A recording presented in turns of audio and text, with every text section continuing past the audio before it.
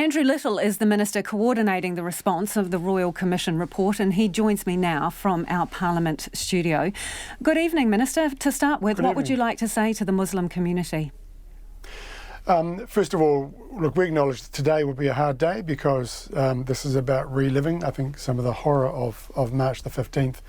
To thank them for their incredible patience, their forbearance, and actually their input into the Royal Commission report. And then to promise that we will engage in that collaborative effort that I think Gamal talked about. We know that there is an effort required now to restore faith and confidence in government agencies, in government leadership, in national security issues, and we're determined to see that through. And sorry? Yes, the Prime Minister has apologised, the police have apologised, the SIS have apologised for the failings that the Royal Commission identified as a result of their inquiry. And you, as Minister of those agencies, do you apologise too? I echo those apologies that have been made, yes, of course. OK. Why was the intelligence community looking in the wrong direction in terms of threats?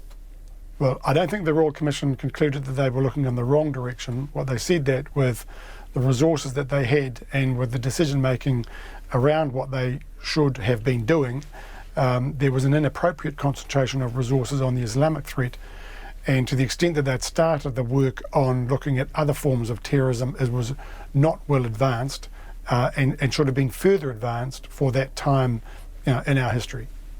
Is that in part because of racist attitudes? I think what the Royal Commission talks about is that the way we had formed our kind of strategic decisions around national security is actually we had let a lot of things go. There wasn't a lot of concentrated strategic leadership. So we'd geared up and responded to the threats that were evident around the world and for New Zealand from the early 2000s, but actually in terms of moving that on and being relevant to other terrorist threats, including white supremacist and other violent extremist threats, we simply hadn't developed what should have been happening in terms of what the agencies were doing.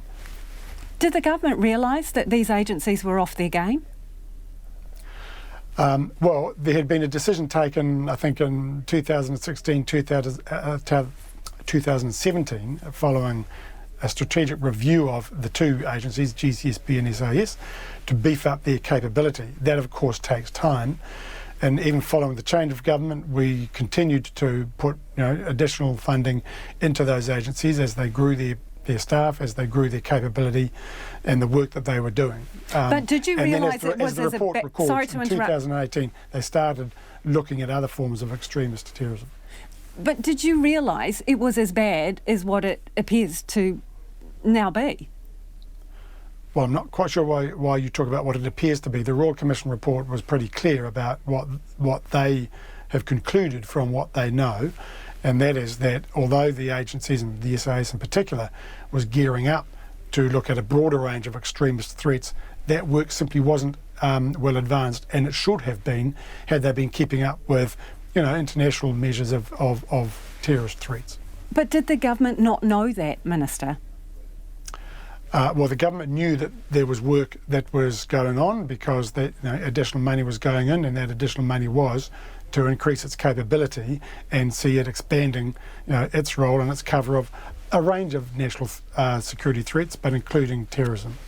One of the disturbing themes through the report is the ongoing pain and suffering, psychological distress suffered by survivors and their families, insensitivities around culture, wrong death certificates, people saying they were being re-traumatised. Now, the Royal Commission had no right to look into this, but the Islamic Women's Association says you need to start looking at compensation. Is that something you're going to do? Look, what we're doing and through the engagement we had from the weekend, we know that there's a lot of issues still for a lot of members of the community, the families who were directly affected, those who were witnesses, still not getting the support that they need and getting their lives back on track. So the top priority is to address those sorts of issues and make sure that that support is there, make sure that the various government agencies involved in getting that support, ACC, MSD, others, immigration, are getting that support there. So that's my top priority right now. In terms of issues of compensation, I'm not thinking of that at the moment. My job is to respond to the recommendations in the Royal Commission report and from what we've heard from the community in the last few days about the support they continue to need, and I'm determined to get them that support. But will you turn your mind to that at some point? I have to say, in my engagement with the community, since they've got copies of the report, that is not an issue that's been raised with me. A lot of issues have been raised with me, but not that. So, look, I think there is a major priority in making sure those who were directly affected by this terrorist attack are getting the support that they need and deserve. There's also the issue about just getting engagement going, not just with the Christchurch Muslim community, but with Muslim communities around New Zealand and many other minority communities, to start that long process of restoring trust and confidence in government agencies responsible for our national security. That's my priority. How can they still be waiting for what would be regarded as fundamental support so long after this incident? Look, that's a good question, and I haven't got to the bottom of that. What I do know from the people I've spoken to, the people who've raised it with me on the weekend, is there still are needs that have not been met and that should have been. I mean, one explanation given to me by a senior public servant was that all the effort that went into in the months immediately following March the 15th of getting good collaboration between government departments all sort of dissipated as a result of COVID, and a lot of government departments went back to business as usual. We need to get back to the kind of support that was being provided in the months following March the 15th, so that support is there for those people who are still clearly needing it. Well, there are a lot of people unhappy with the way that they were treated and the support that they did get. What do you say to them? Look, I acknowledge that. I'm sorry that again they feel and they will be feeling let down by that.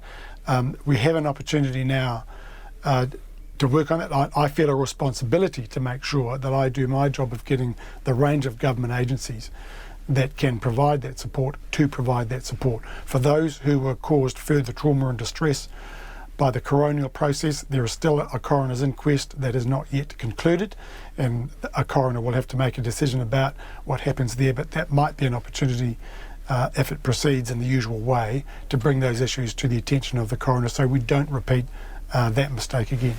I want to just go through a few things relatively quickly. This new agency, security agency that's recommended, is that going to be on top of the SIS and the GCSB?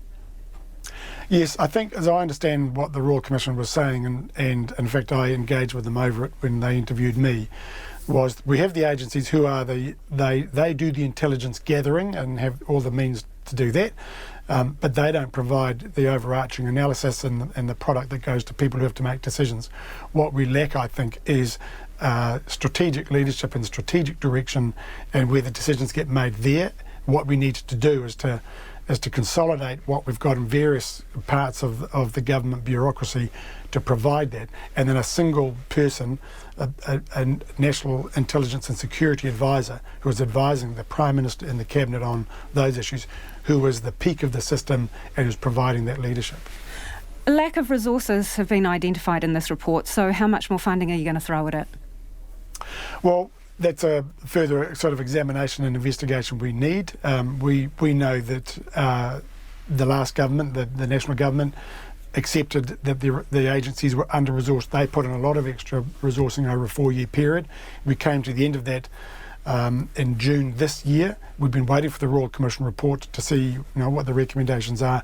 We will now work up and work with the agencies and obviously with Treasury on where we think further investment needs to be made, and work on continuing to build the capability of those agencies.